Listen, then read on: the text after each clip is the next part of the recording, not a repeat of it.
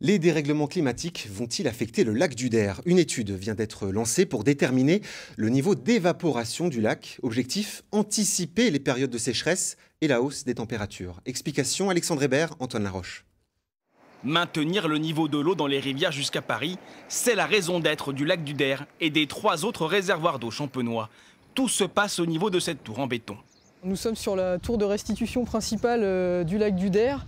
Cette tour de restitution a pour fonction de prendre de l'eau dans notre lac réservoir et de la restituer via notre canal de restitution dans la rivière Marne.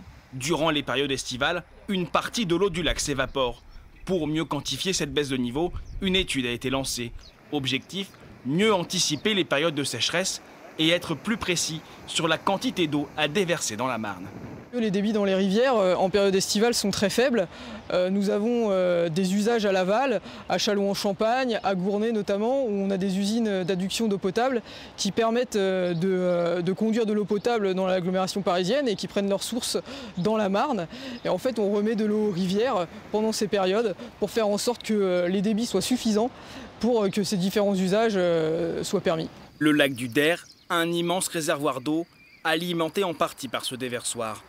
Pour cet ancien directeur d'une association de protection de l'environnement, il ne faudrait pas qu'une trop grande évaporation pousse l'exploitant à compenser la baisse de niveau. Il ne faudrait pas qu'on soit obligé de continuer à prendre encore plus d'eau dans la Marne pour venir combler ce déficit d'évaporation.